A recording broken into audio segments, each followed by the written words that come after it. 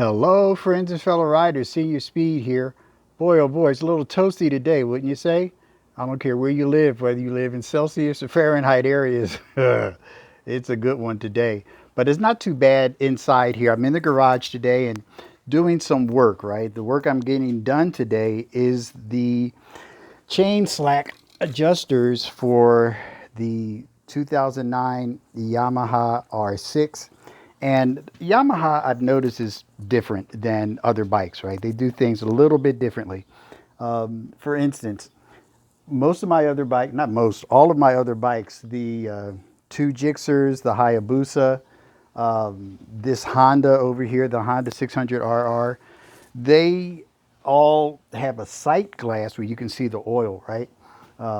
That's how they've set it up. They decided that's what they're going to do, and life is great. Well, what they did instead on the Yamaha is they set it up with a dipstick, right? Instead, they give you a little dipstick and you can actually look at it. I like that idea. Never knew I would, but I like that idea.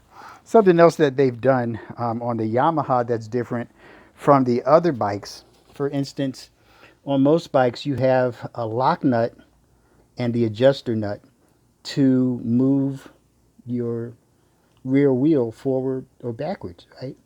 To adjust the slack in your chain. Well, Yamaha did that a little differently too. What they chose to do instead was set this up so that you use an Allen key right there, and it only has one lock nut.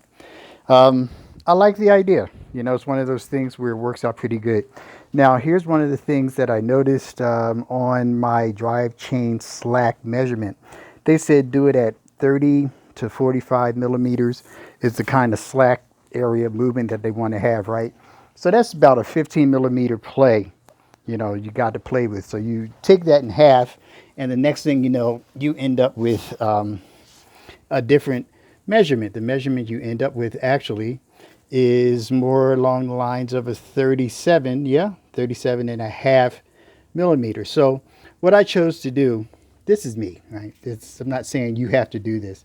I kind of get tired of guys doing that kind of stuff. I'm telling you, this is what you have to do, and this is how you have to do it. That's not true.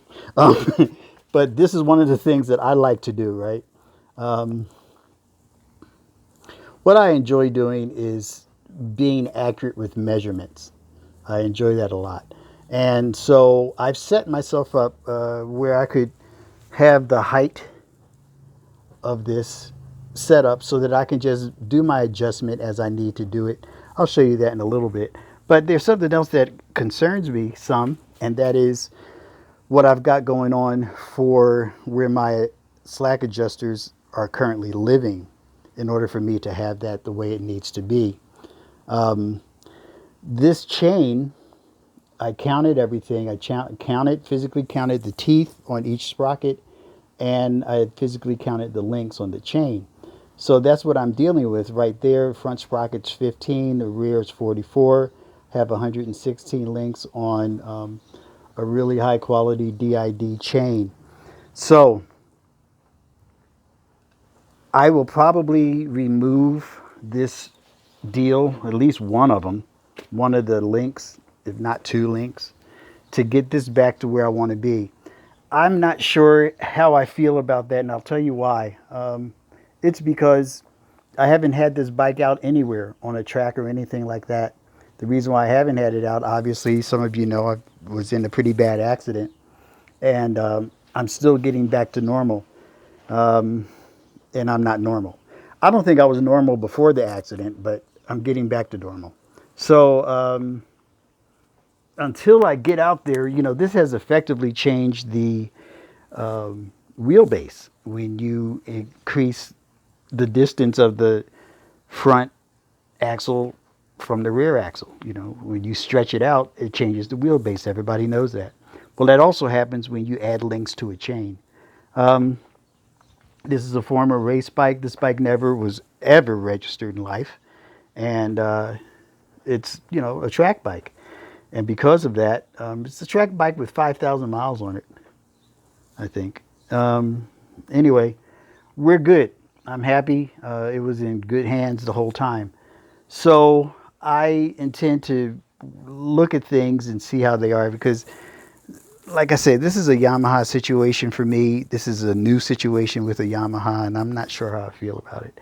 But anyway, what you want to do, you guys, when it's time for you to get all of this stuff done, you want to make sure you have a 4 millimeter, right? 4 millimeter Allen, 12 millimeter wrench, 12 millimeter socket for your lock nuts, you know, and get a couple of, if you don't have one that goes the full range, I needed two because I have the big torque wrench back there and the smaller, shorter one for, you know, the smaller amounts of weight that need to be handled.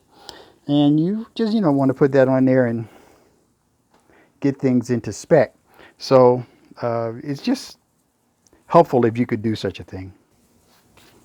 So what I'd like to do is set myself up, since I have this arranged this way, I can now do my measurements the way I want to do them. So I have this here, and then I can just go ahead and do my slack, right? And this is where my slack is. I don't have to worry about holding that or anything like that. It's where it needs to be. And so I like it. It's working for me, you know. That's the middle, and the middle is working.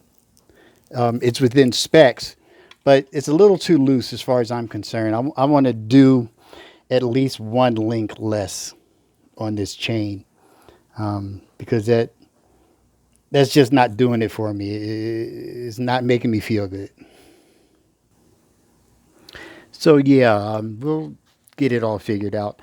But we'll come back here and, you know, we're there to look at everything that it says. And then you come down here and you look at your axle nut, you know, to see what's going on in the rear. And they want 81 foot-pounds on that bad boy and all of that kind of stuff. So yeah, I just want to close that gap up because it's too much for me. I'm not liking that where it's located. I don't know if it's absolutely okay or not.